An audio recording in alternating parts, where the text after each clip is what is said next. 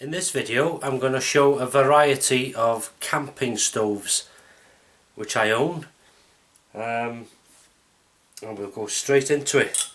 Now the first one is a very small stove. It's a MSR pocket rocket, attaches to a gas canister, and you can attach and unattach this as you need it. And there's a good stove, and it packs away into this little hard case. Excellent little stove. The only issue is with this, you have to have wind protection, and you have to make sure it's on a stable base. Otherwise, if you've got a heavy pot on top, your cooking is liable to tip over. But apart from that, it's a fantastic gas stove. The second one is a Trangia or Trangia, dependent how you say it. Methylated spirits. There it is. And you basically, that's a simmering.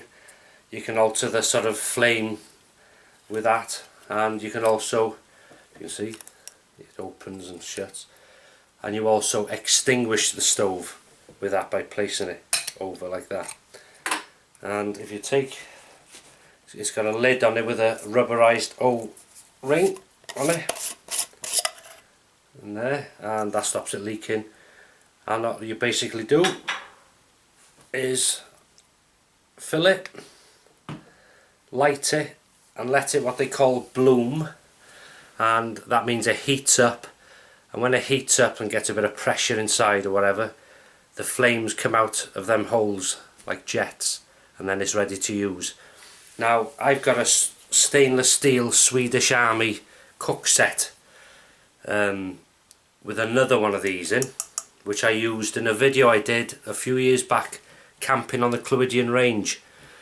I think I named it A Night on the Clwydian Hills or something, and I used the Swedish Army stove in that, and it's a good bit of kit.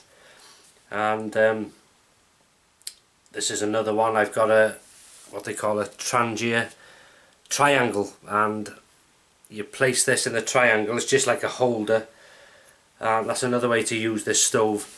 It's a good bit of kit, very efficient. The only thing with these is, if you're camping in very cold conditions, you're better sort of sleeping with that. Make sure it's closed, obviously, and the fuel close to your body.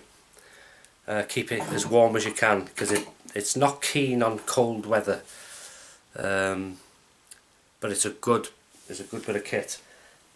Right, the third one, that one is a wood burning stove. It's one I made myself. I copied a chap I know on YouTube, and I did some wild camps with him up in Yorkshire, called Mike D. Greasley. And I've also got a video on my channel how to make this, and it's made from the insides of a thermos flask, drinking flask. And I'll just show you. There's a couple of tent pegs,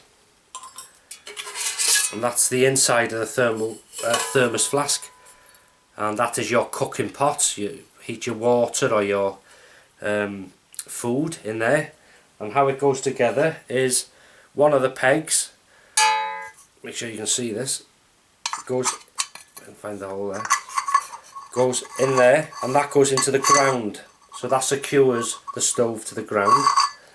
And then the second tent peg goes in across like that, and your pot on top.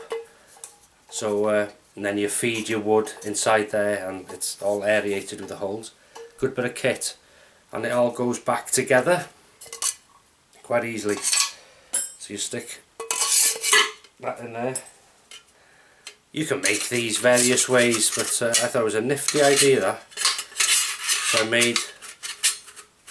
made a couple of these actually.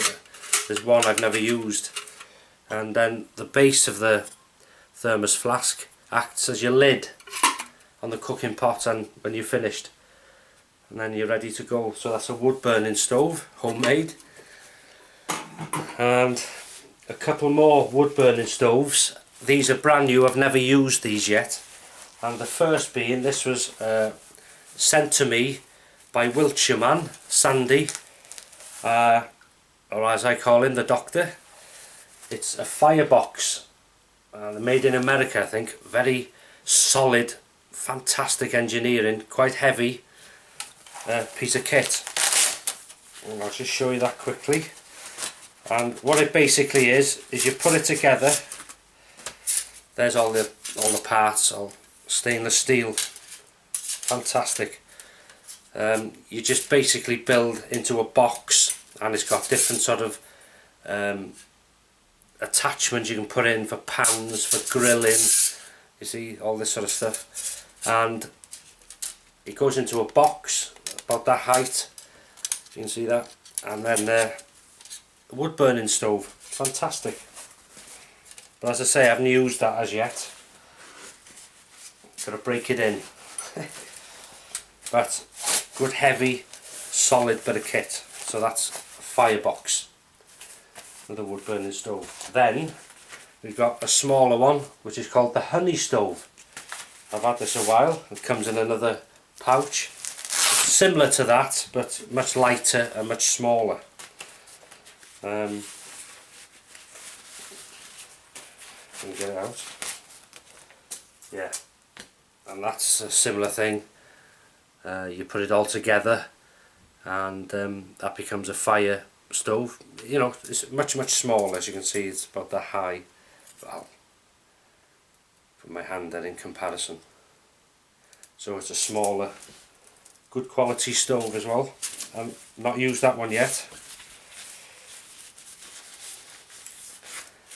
And then I have got a couple more stoves I could show you, but they're in boxes in my garage. So this will show you the variation of stoves I own. And the last but not least is this one. Comes in a box. It's a Coleman 533 stove, multi-fuel stove. And if I can get into it, it comes in a pouch like that. Unzip it, and there it is. That's a good bit of kit, that. As I say, it runs on unleaded petrol or Coleman fuel, and basically you fill it there with fuel, and then you undo this here and prime it, pump it up about 20 or 30 times I think it is, and then this is the regulator. Turn it on and you can sort of vary the intense heat how you want it, from a simmer up to full pelt, and it's very powerful. And you just light at the top. Good stuff. Very good bit of kit there. Not a lightweight stove, but it's, you know, it's a very good quality, reliable stove. So that is my various fueled stoves, and I hope it was of interest to somebody, and thanks for watching, and I'll see you in the next video.